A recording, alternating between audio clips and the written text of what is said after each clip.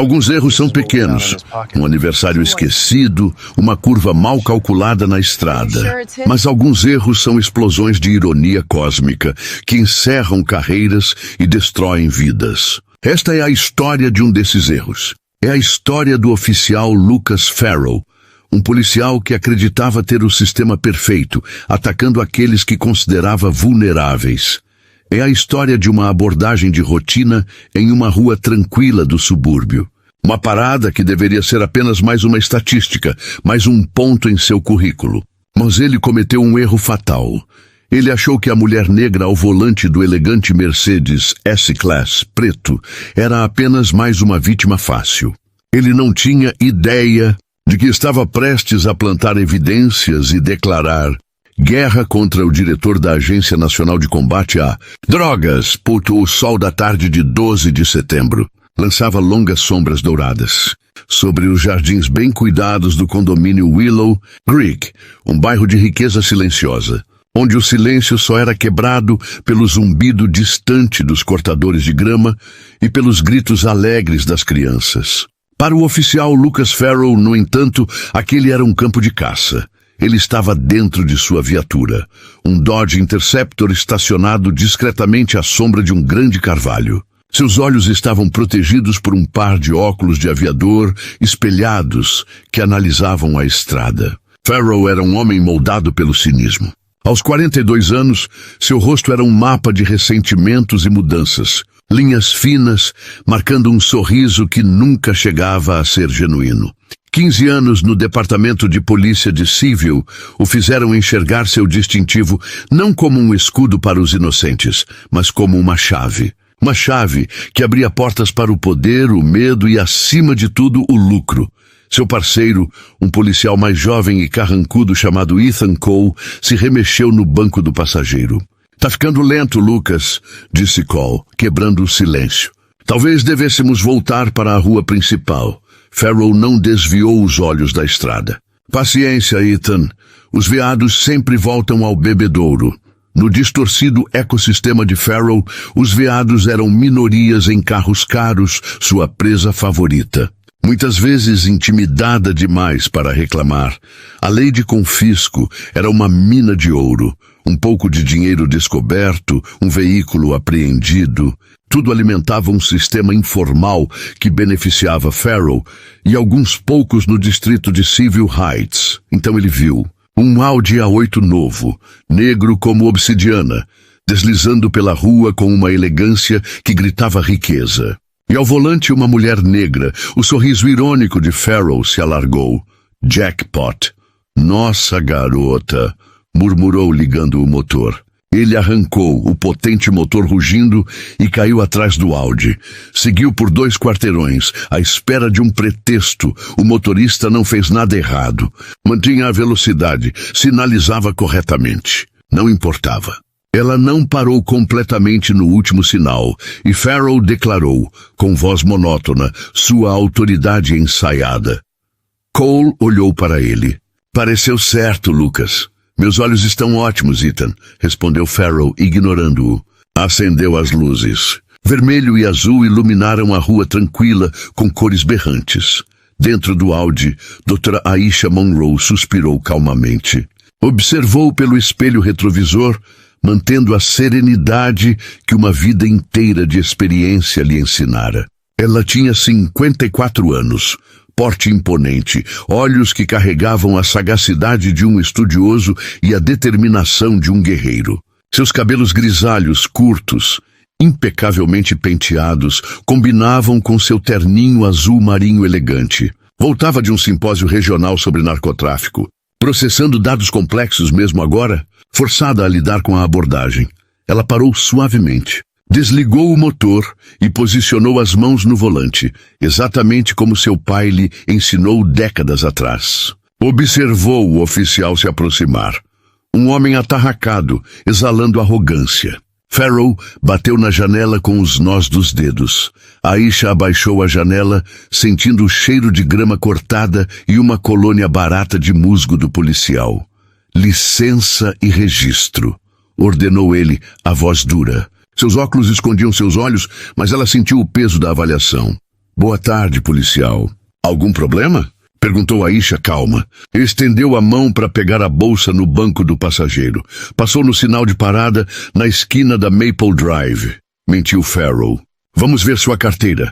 Ela pegou a carteira e os documentos, entregando-os com cuidado. Farrell examinou a foto, pronunciando seu primeiro nome de forma errada de propósito. Belo carro, Aisha. Com o que você trabalha? Funcionária federal, respondeu ela, mantendo a resposta vaga, mas verdadeira. Farrell resmungou, nada impressionado, e levou os documentos para a viatura. Ela o observava pelo espelho, coração calmo. Havia algo diferente naquela abordagem, uma quietude predatória, calculada, ensaiada. Dentro da viatura, Cole verificou o nome dela. Limpo. Sem pendências, sem mandados. Endereço em Palisade Heights, um dos bairros mais ricos do estado. Os olhos de Farrell brilharam. Melhor ainda, murmurou. Sob o assento, a mão fechou-se em torno de um pequeno saquinho de cocaína bruta. Sua ferramenta, parte de um tijolo apreendido de um traficante. A chave para desbloquear o sistema de confisco. O que está fazendo, Lucas? Perguntou Cole, ansioso. Sinto cheiro de maconha, disse Farrell alto para que a câmera captasse. Era a frase mágica, a chave legal para justificar a abordagem. Ele saiu e voltou ao Audi. Senhora, vou precisar que saia do veículo. Com qual base, policial? Aisha respondeu calma, mas firme, a cheiro de maconha. Saia, por favor. O por favor soou como insulto. Ela obedeceu, movendo-se com precisão e postura ereta. Quando Farrell começou a busca, fez um show. Vasculhou o porta-luvas e os assentos, enquanto a mão esquerda, segurando o saquinho, permanecia escondida. Aproximou-se do lado do motorista, fingindo uma inspeção profunda no console central. Em centenas de abordagens semelhantes, ele deixou cair o saquinho no recôndito do console, sob uma pilha de guardanapos. Continuou a busca por mais alguns segundos, apenas para manter a encenação. Então voltou ao console central. Bem, disse a voz pingando de falsa surpresa. O que temos aqui? Ele puxou o saquinho de cocaína e ergueu diante dela um brilho triunfante no sorriso. Parece que temos um problema, Aisha. Um grande problema. Aisha Monroe olhou para a sacola de drogas. Depois encarou o policial. Sua calma finalmente cedeu, não por medo, mas por uma raiva glacial e profunda. Ela soube naquele instante que aquele homem não tinha ideia de com quem estava lidando. Ele não apenas havia plantado provas contra um cidadão comum. Ele tinha acabado de plantar evidências contra a diretora da Agência Nacional Antidrogas. Oficial, disse ela, a voz caindo quase a um sussurro, mas carregando mais peso do que qualquer grito. Você acabou de cometer o maior erro da sua vida. Farrell apenas riu. É isso que todos dizem? Vire-se.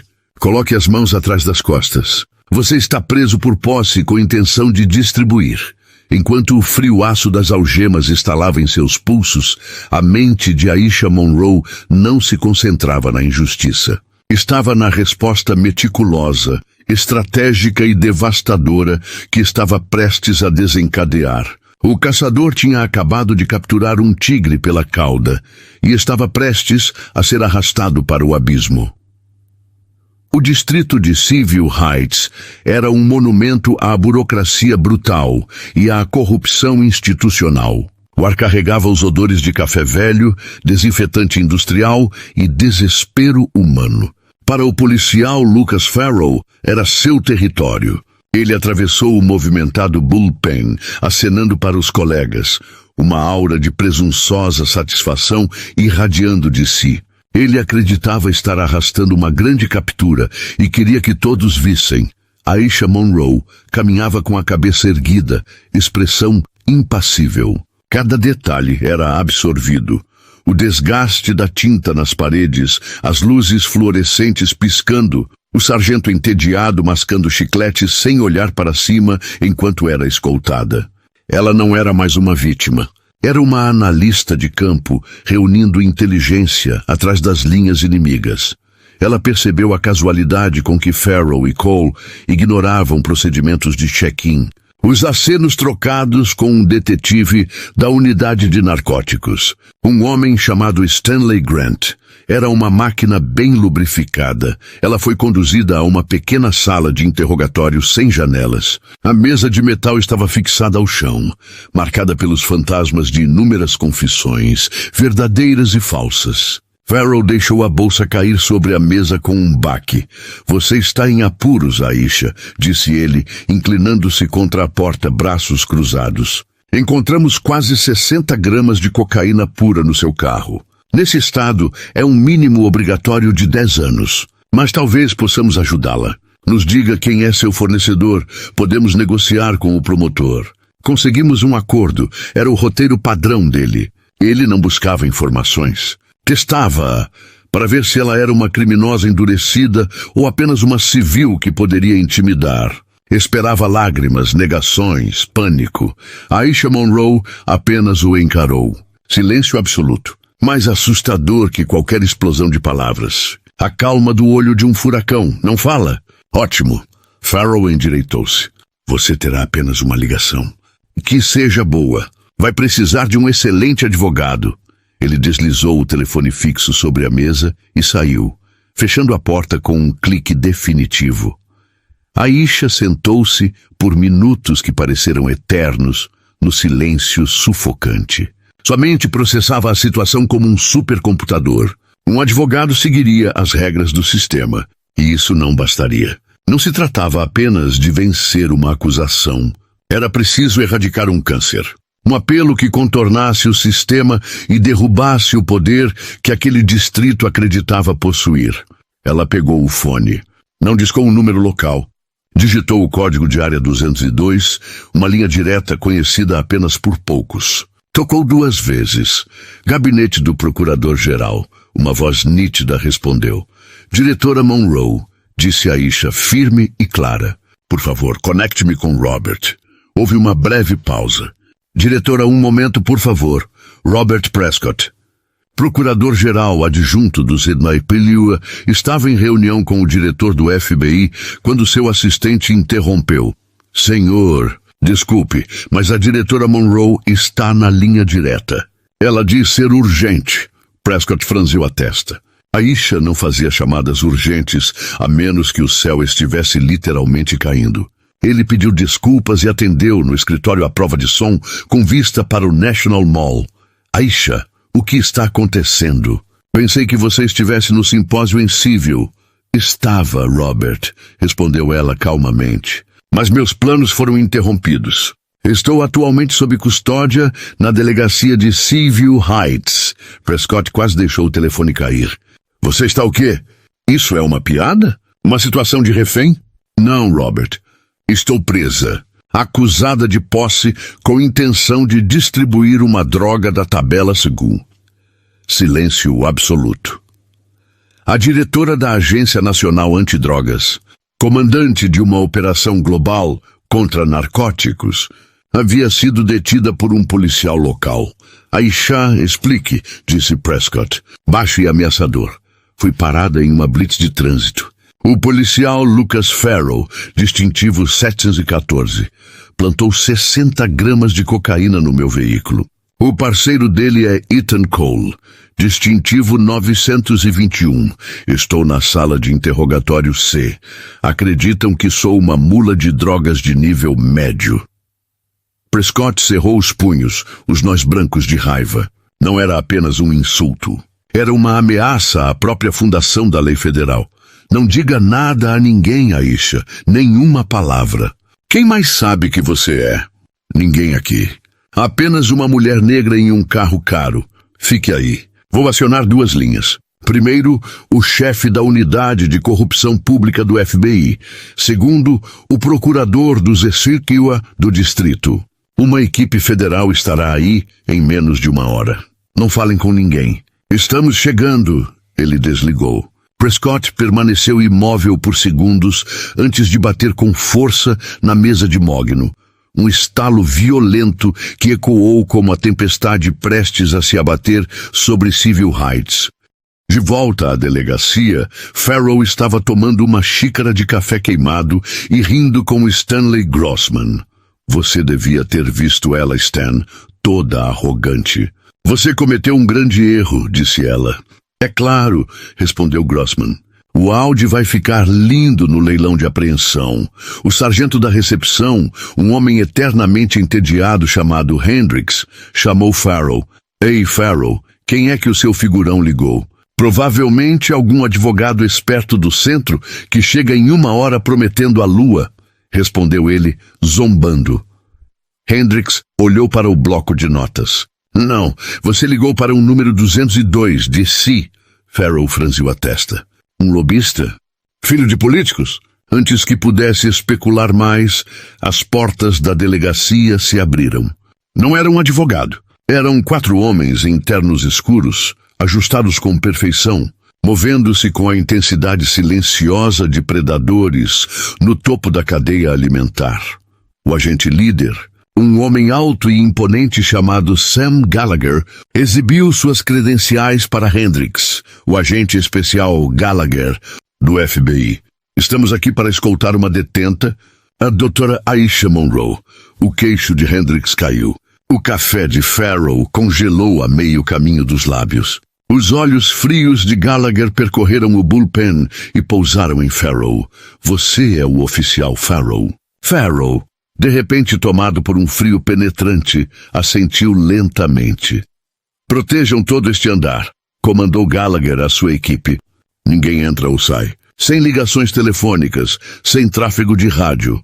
Estamos assumindo o controle desta cena agora.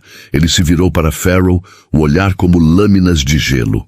Você e o oficial Cole devem vir comigo e entregar todas as câmeras corporais, imagens de câmeras de painel e toda a papelada associada à detenção do diretor Monroe.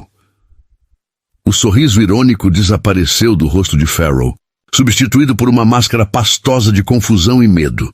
O chão parecia sumir sob seus pés. A atmosfera no distrito de Seaview Heights passou de bravata casual para pânico gélido em segundos.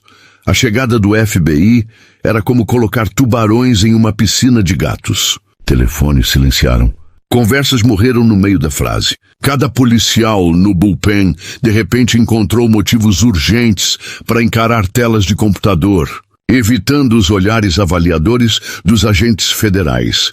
No lado local, liderando a operação, estava a capitã Ava Rosta, uma severa e respeitada administradora que subiu a hierarquia com esforço e determinação. Ela saiu do escritório, o rosto tomado por surpresa e preocupação.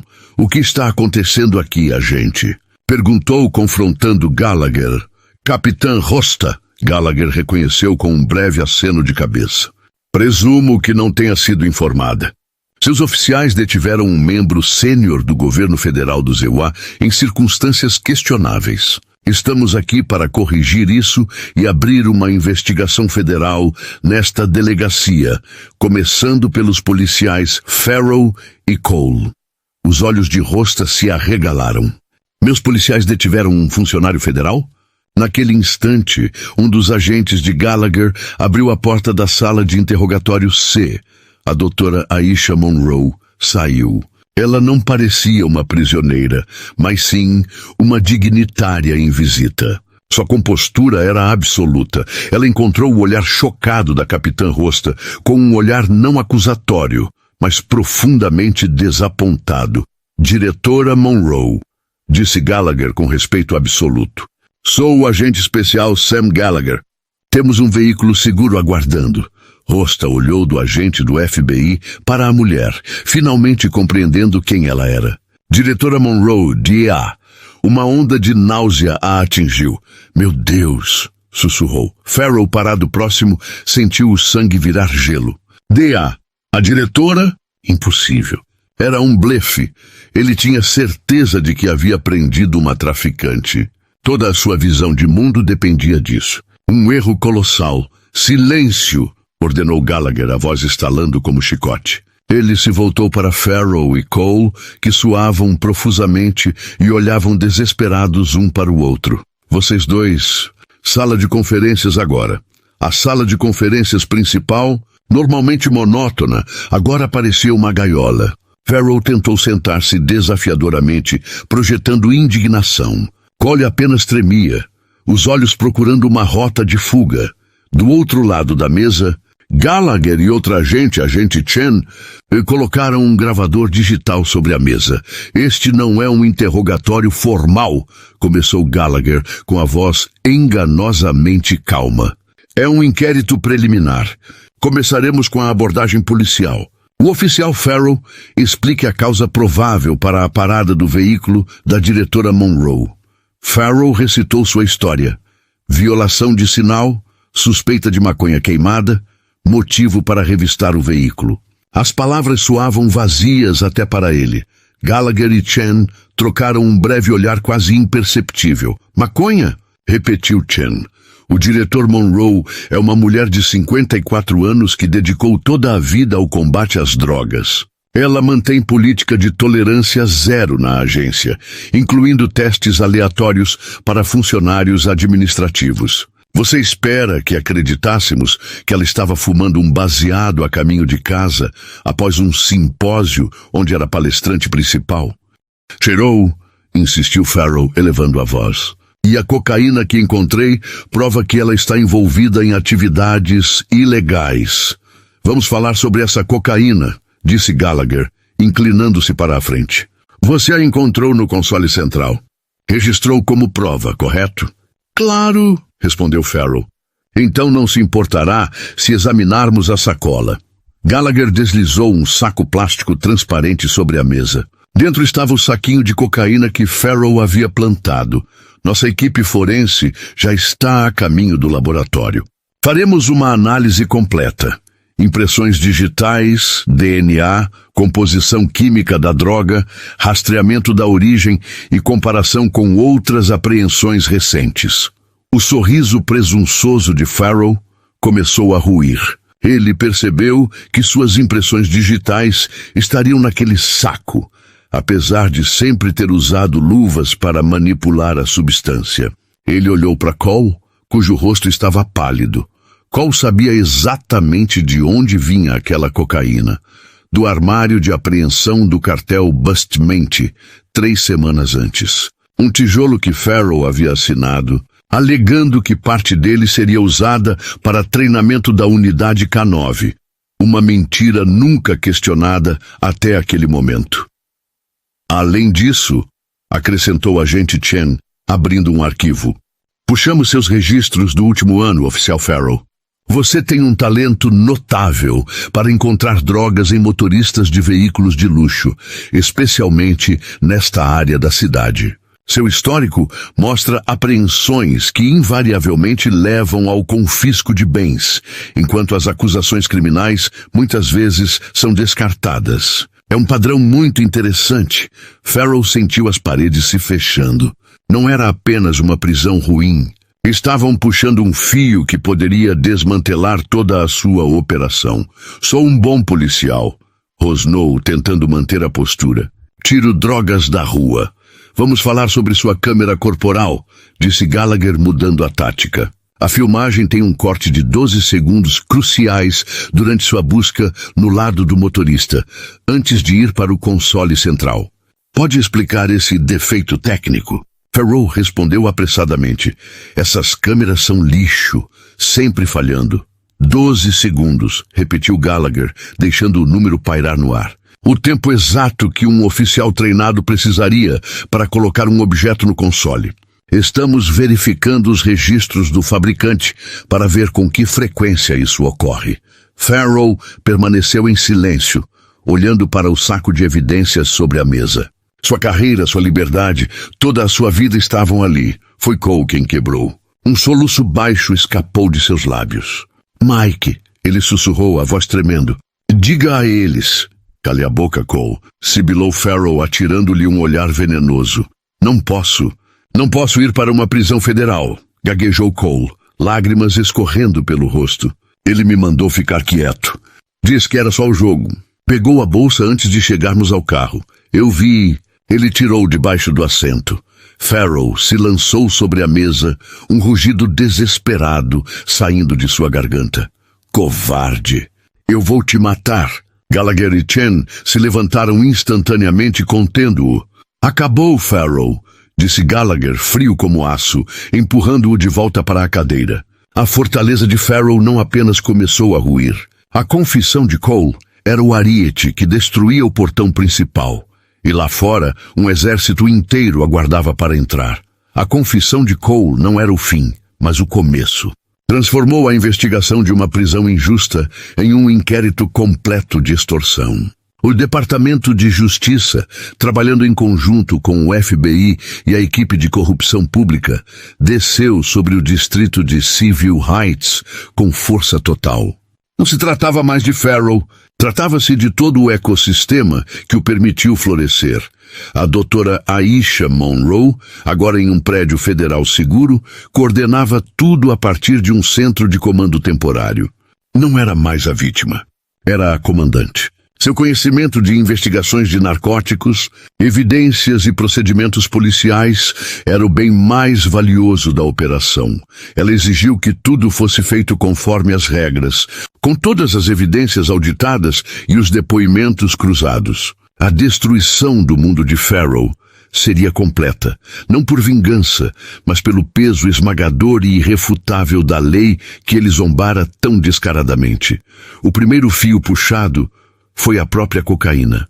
O relatório preliminar do laboratório chegou em poucas horas. Como Gallagher suspeitava, não havia impressões externas no saco, exceto dos técnicos. Mas a análise química foi devastadora. Um agente de corte sintético raro, exclusivo do cartel Bustment. A cocaína que Farrell havia plantado era do mesmo lote que ele mesmo assinou como saída do armário de evidências 6 semanas antes, sob falso pretexto de treinamento K9. Não havia registro de uso legítimo. O segundo alvo foi a tecnologia. A equipe de imagem forense desmontou a câmera corporal de Farrell.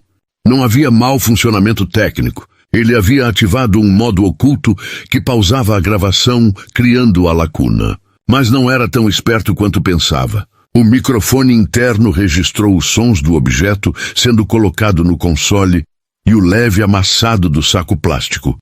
A prova eterna de sua culpa. A filmagem da câmera do painel parecia inócua, mas a agente Shen, assistindo repetidamente, percebeu detalhes sutis que confirmaram toda a trama. Rohr se inclinou para dentro do carro, iniciando sua busca, seus óculos escuros refletindo por um instante a própria mão. Na imagem distorcida, era possível ver claramente a mão esquerda segurando um pequeno objeto branco, o fio que começava a se transformar em corda. O terceiro e mais contundente fio da condenação era o dinheiro. Um grande júri federal examinou os registros financeiros de Rohr e o que encontraram era impressionante. Para um policial com um salário modesto, Rohr vivia como um rei, possuía um barco, 2 propriedades alugadas e seus filhos frequentavam escolas caras. As contas bancárias mostravam depósitos estruturados, sempre ligeiramente abaixo do limite de os R$10.000, evitando qualquer declaração federal. A fonte desses depósitos ficou clara ao cruzarem os registros de apreensões de bens da delegacia com cada prisão de Rohr. Descobriram que uma porcentagem notavelmente alta dos veículos apreendidos não era vendida ao público, mas sim para uma holding pertencente a Alex Spiridakis, um magnata local de carros usados. Ele comprava os veículos por centavos e os revendia com lucros exorbitantes. 2 dias após cada venda, um depósito em dinheiro surgia na conta de Rohr. Não se tratava apenas de plantação de drogas para prisões. Era roubo sistemático de propriedades. Rohr visava carros caros por serem lucrativos e vítimas minoritárias, acreditando que seriam desacreditadas. A capitã Ava Rosta foi formalmente suspensa. Não havia evidência de sua participação direta, mas ela foi culpada de cegueira intencional, pois nunca questionou os padrões estatísticos suspeitos das operações de Rohr.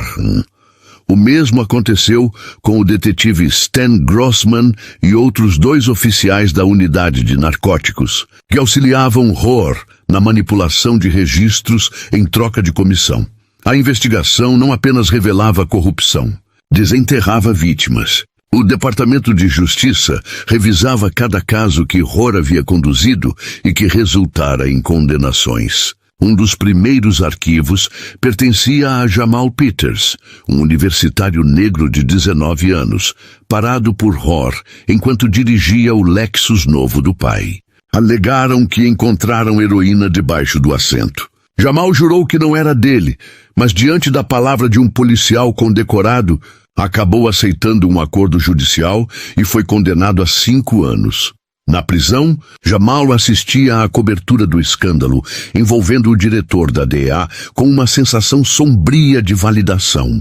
Agora, os procuradores mostraram-lhe provas contra Rohr e informaram que seu caso seria reaberto. Pela primeira vez em 3 anos, o jovem que perdera bolsa, futuro e liberdade chorou.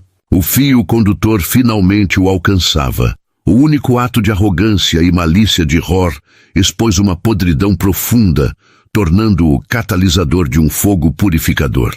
Ele sempre se via como martelo, mas agora seria o prego. 2 semanas após a prisão de Dra. Aisha Monroe, Rohr estava suspenso em prisão domiciliar, observando as notícias na sua ampla casa suburbana, comprada com o sofrimento alheio. A mídia chamava o escândalo de Conspiração Rohr. Ele se sentiu como espectador de outro filme, tentando agarrar uma réstia de esperança. Miller poderia salvá-lo, mas o resto parecia inevitável. Padrões, inferências e relatórios sofisticados pesavam contra ele. O barulho dos pneus chamou sua atenção. 3 SUVs negros do governo cercaram sua casa. Agentes táticos do FBI, coletes à prova de balas e rifles em punho formaram um perímetro. Sam Gallagher, impecável em terno e expressão sombria, caminhou pela passarela com um documento. Uma campainha tocou. FBI, abra a porta, Sr. Rohr. Temos um mandado de prisão. Sua esposa Sarah desceu correndo as escadas, pálida de terror. Mike, o que está acontecendo?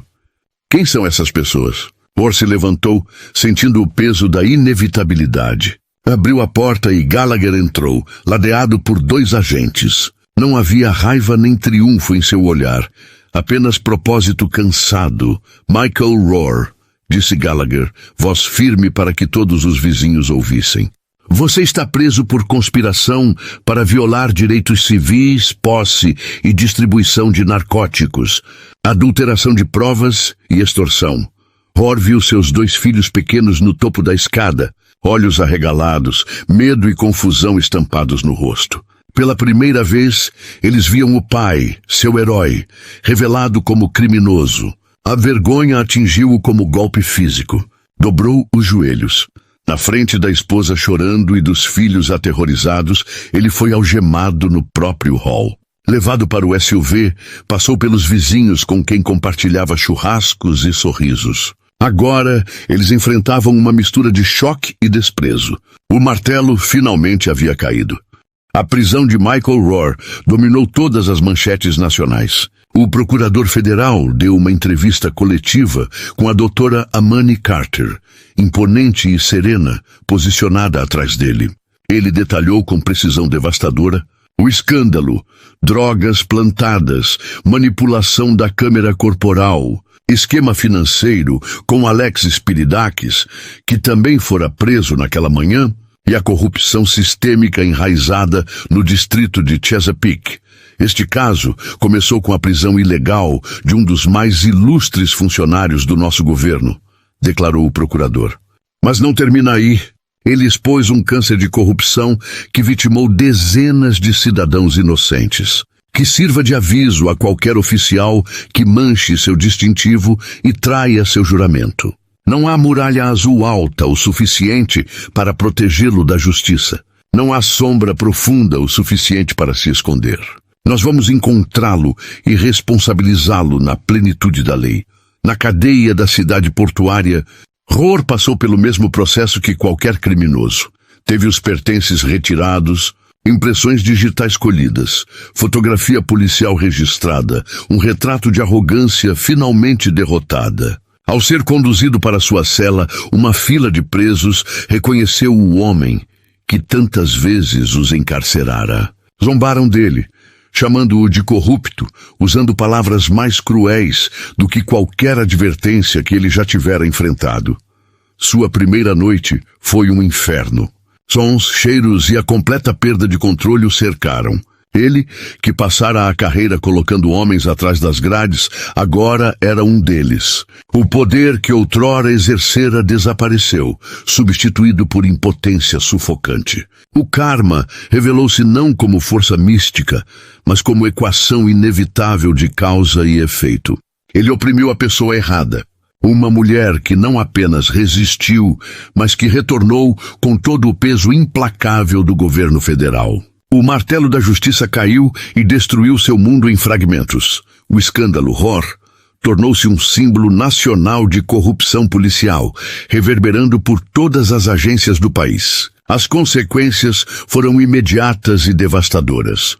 O sistema de justiça de Port City enfrentou uma crise de confiança sem precedentes. O gabinete do procurador distrital anunciou uma revisão completa de mais de 2.500 casos conduzidos por Rohr, Miller, Grossman e outros oficiais implicados. A primeira exoneração foi de Jamal Peters, o jovem injustamente condenado. Numa audiência televisionada, um juiz anulou sua sentença, pedindo desculpas em nome do Estado. Jamal saiu do tribunal sob o sol, abraçado aos pais, enquanto a doutora Amani Carter, presente como cidadã comum, apertava sua mão com um olhar de empatia. Não podemos devolver os anos perdidos. Sr. Peters, disse ela, mas podemos garantir que o responsável pagará por cada dia disso. O efeito dominó começou. Ao longo do ano seguinte, mais de 200 condenações foram anuladas. Pessoas que haviam perdido empregos, famílias e liberdade foram libertadas. A cidade enfrentou protestos massivos, reivindicando justiça e indenizações estimadas em centenas de milhões de dólares. O Departamento de Polícia de Port City entrou em colapso. 7 oficiais adicionais foram acusados. A capitã Rosta foi demitida e processada por ignorar a corrupção que presenciara. O chefe de polícia renunciou em desgraça. O Departamento de Justiça implementou um decreto de consentimento, colocando toda a corporação sob supervisão federal. Monitores federais foram posicionados em todos os distritos, novos protocolos de treinamento tornaram-se obrigatórios, e o programa de confisco de bens foi suspenso e revisado.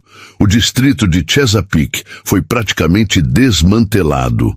Mais da metade dos policiais foi demitida, indiciada ou transferida. A operação trouxe atenção política nacional, com líderes forçando revisões de políticas duras contra o crime, expondo falhas sistemáticas que haviam sido ignoradas por anos.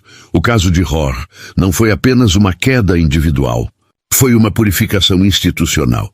Uma cidade inteira, marcada pelo abuso e pela corrupção, começou lentamente a reconstruir-se, agora sob vigilância e justiça implacáveis. E a doutora Amani Carter, outrora vítima, emergiu não apenas como autoridade, mas como símbolo de integridade e resiliência, provando que mesmo frente ao sistema mais corrupto, a verdade e a justiça prevalecem.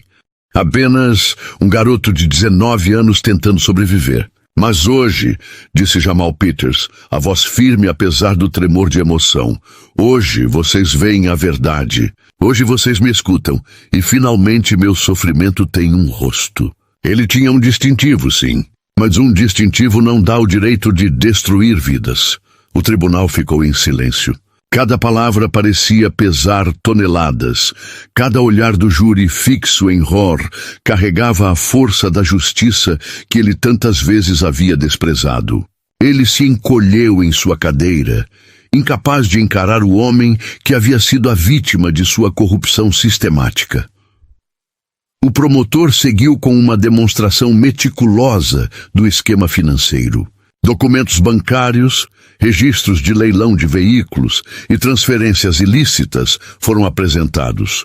Cada cifra, cada depósito, cada propriedade comprada com os lucros de crimes cuidadosamente planejados se tornou um testemunho silencioso da extensão da corrupção de Rohr.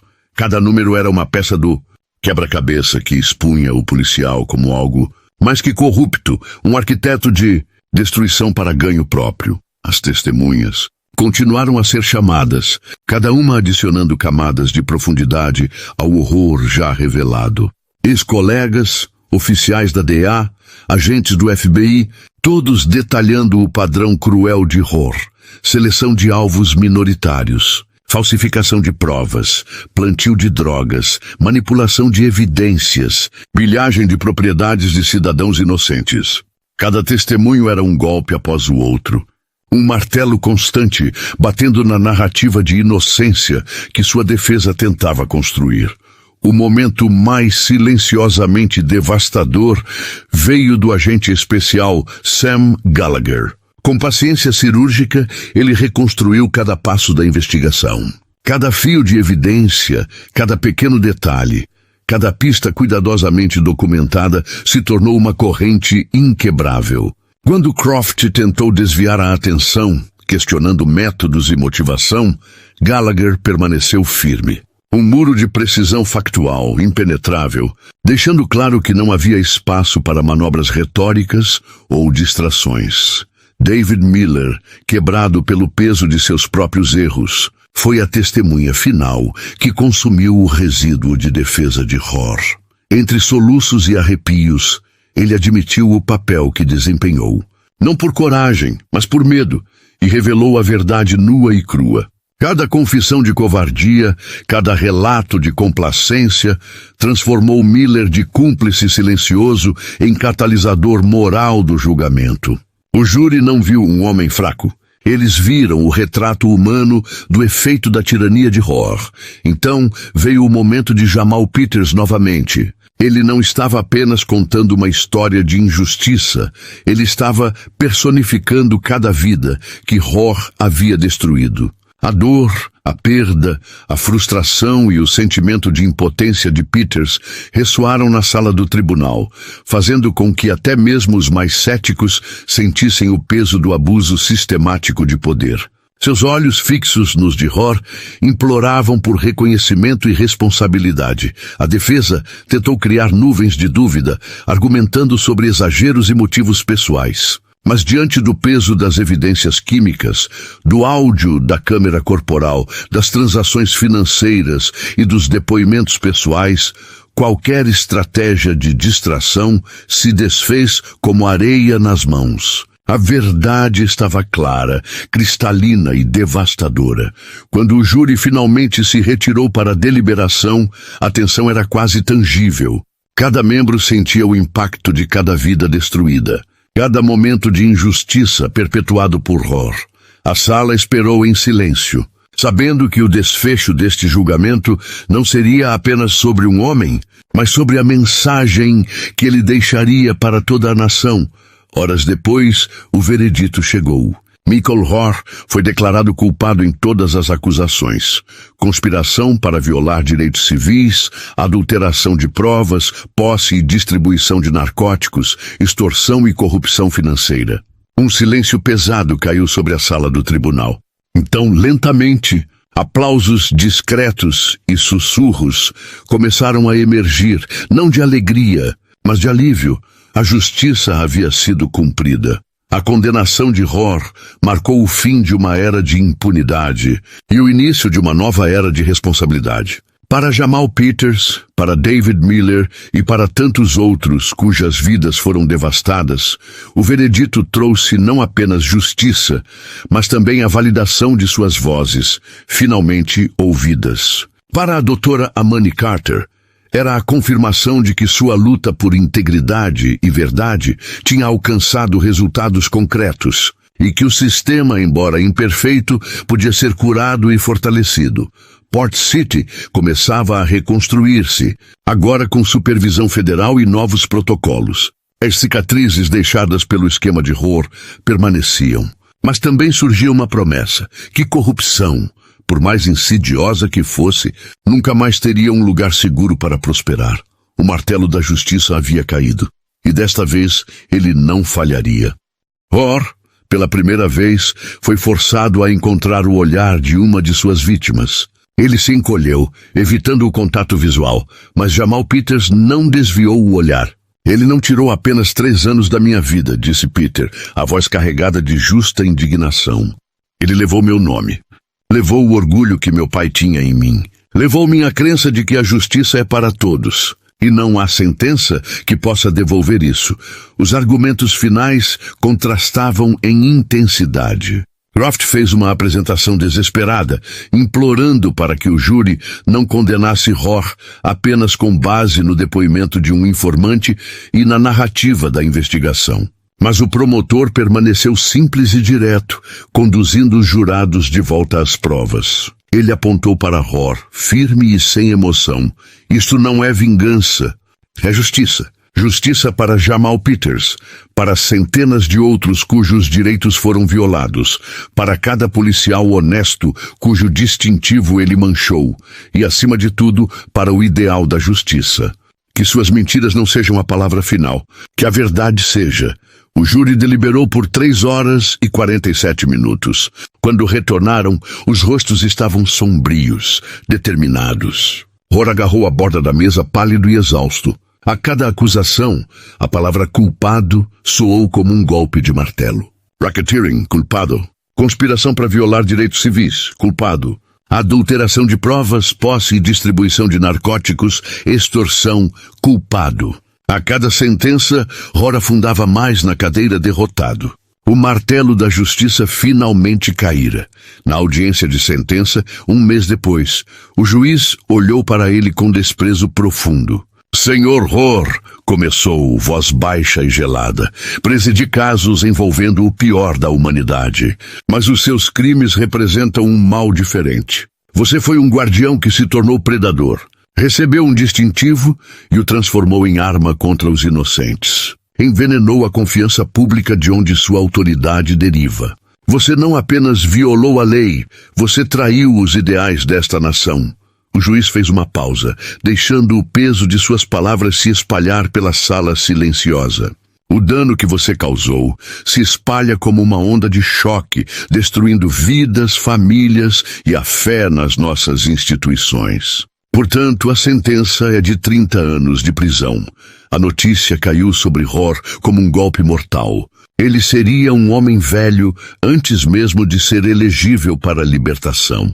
Enquanto era levado algemado, passando por Jamal Peters e sua família na galeria, seus olhos se encontraram por um instante. Nos olhos de Peters não havia ódio ou triunfo, apenas tristeza profunda pela justiça que chegara tarde demais e a um custo terrível.